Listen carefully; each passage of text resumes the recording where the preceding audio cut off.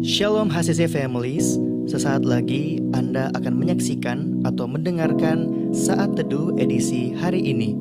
Mari persiapkan hati dan pikiran saudara untuk bersungguh-sungguh mengambil waktu, berdoa, dan menyembah Tuhan bersama-sama. Kami berdoa lewat Saat Teduh ini, saudara dikuatkan dan saudara diubahkan lewat firman Tuhan yang luar biasa. Mari siapkan hati saudara dan selamat menyaksikan.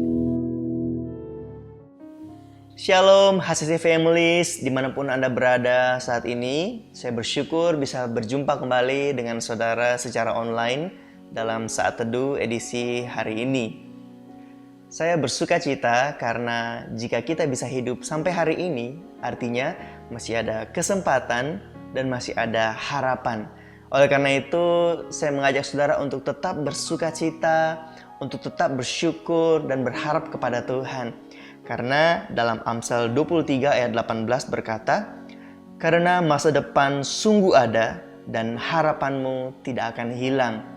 Jika kita hidup di dalam Tuhan, maka kita punya masa depan dan kita punya harapan. Haleluya.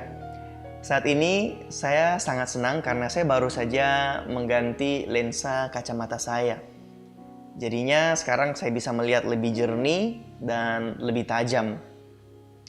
Waktu saya di optik, saat saya sedang diukur matanya oleh petugas optik, saya ngobrol dengan masnya dan saya mengerti bahwa untuk mengejar ketajaman gambar dan mengejar kenyamanan itu sesuatu yang bertolak belakang.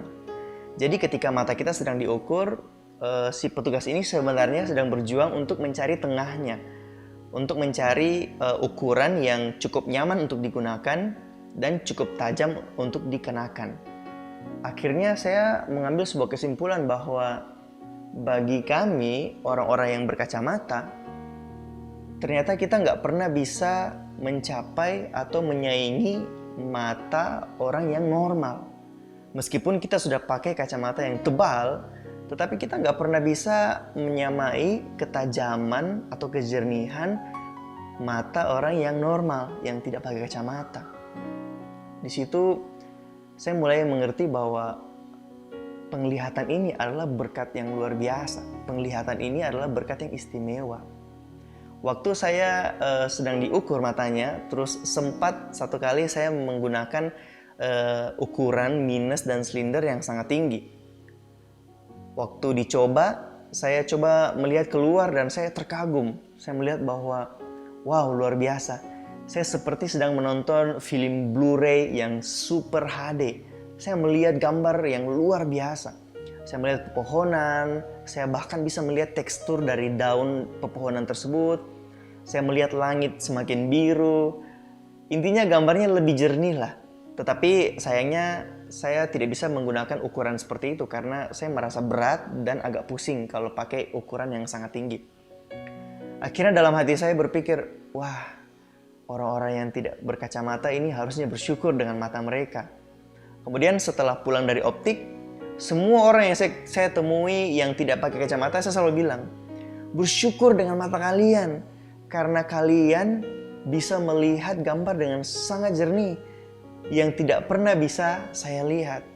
Jadi bersyukur karena kalian punya mata yang normal, punya mata yang sehat. Dalam hal ini saya belajar satu hal, bahwa ketika kita menyadari bahwa yang kita miliki ini istimewa, maka kita akan mudah untuk mensyukurinya. Ketika kita menyadari bahwa yang kita miliki istimewa, kita bisa bersyukur atas itu. Tetapi seringkali kita lupa bahwa yang kita miliki sebenarnya adalah hal yang istimewa, sehingga akhirnya kita pun lupa untuk bersyukur. Oleh karena itu, saudara, lewat Saat Teduh ini saya ingin share dan mendorong saudara untuk melatih kemampuan bersyukur saudara. Mengapa saya katakan kemampuan bersyukur? Karena bersyukur itu memang adalah sebuah kemampuan yang bisa dilatih dan juga bisa ditingkatkan. Seperti halnya kita melatih otot. Begitupun kita sedang melatih kemampuan bersyukur. Ketika kita berlatih otot, kita melatih otot setiap hari. dan semakin hari otot bisa semakin besar dan semakin kuat. Begitupun dengan hal bersyukur.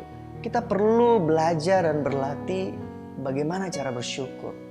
Orang yang satu berbeda kemampuan bersyukurnya dengan orang yang lain. Ada orang yang sulit untuk bersyukur dan ada orang yang mudah untuk bersyukur. Saya pernah memberikan sebuah challenge waktu saya di Komsel atau di CG. Tantangannya adalah dalam 30 detik ke depan, coba sebutkan 10 hal yang kamu syukuri. Dan hasilnya cukup mengejutkan dan sangat variatif. Ternyata dalam 30 detik ada orang yang menyebutkan 7 hal, ada yang menyebutkan 8 hal, ada yang bahkan hanya bisa menyebutkan 2 hal. Di situ saya belajar bahwa ternyata kemampuan bersyukur orang yang satu berbeda dengan kemampuan bersyukur orang yang lain.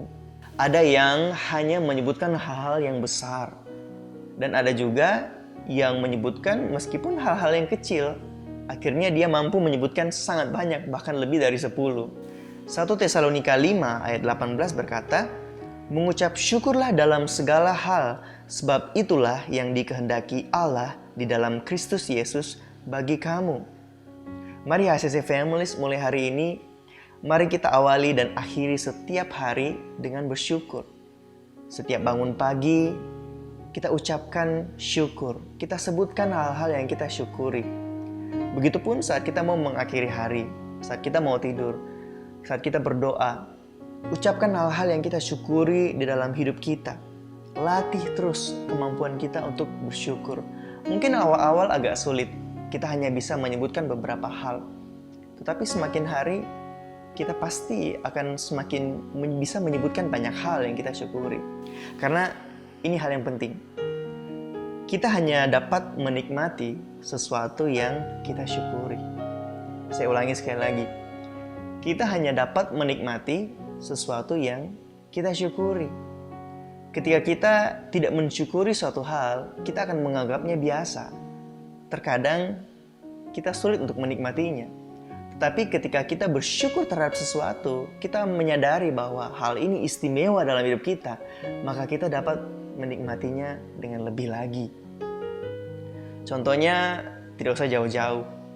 Seperti saya, ketika saya tahu bahwa penglihatan itu sungguh berharga dan tidak semua orang yang punya, maka saya akan lebih menikmati penglihatan saya.